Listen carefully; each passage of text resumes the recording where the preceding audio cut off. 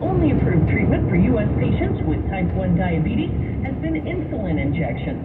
But now we're learning about how lots of patients have recently benefited from the latest research and practices that come out of the standards of treatment with medication that's new on the market. It was about a year ago that the FDA approved a drug to help delay the onset of type 1 diabetes for about up to 3 years. Our guest today, we're welcoming Dr. Stephen Gittleman. He's a pediatric endocrinologist as well as director of the Pediatric Diabetes Program at UCSF Benioff Children's Hospital. Welcome so much. We are thrilled to have you here, Dr. Gittleman. It's great to be here with you today. Can you tell us, why did you get involved in this field of medicine? Well, I happen to grow up in a family where we have autoimmunity and type 1 diabetes, including one of my grandparents who was one of the early recipients of insulin shortly after it was discovered in the 1920s. And I just thought there has to be a better way to understand this disease and alter its course. And it's been a long, slow journey, but I think it's a very exciting time now with some of the discoveries that have unfolded very recently. Can you tell us the difference between type 1 and type 2 diabetes? So my work is really about one form of diabetes called type 1 diabetes. That constitutes about 10% of the overall diabetes that we see.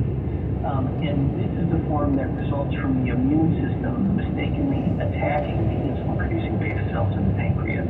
Type 2 diabetes is about 10 times more common than type 1. It's the form that results from overweight, inactivity, food choices. Now, what's new about this drug that we're hearing so much about and how it impacts type 1 diabetes patients? So we've been hard at work trying to figure out how we can get the immune system to leave those insulin-producing cells alone. And several decades ago, there were studies using broader immunotherapies to try and solve this problem. And they worked, but they were just too dangerous to use as a standard therapy. There were too many side effects and risks from them. So we've been trying to find drugs that are more and more targeted to the actual immune defect. And what we've learned is that this is mainly caused by one arm of the immune system called T cells. And so this newer drug that we're talking about today is a specific therapy against T cells. And it targets a component of a unique receptor on T cells. So we can give this medication for a brief period of time and stop it, and it has some very long-lasting effects.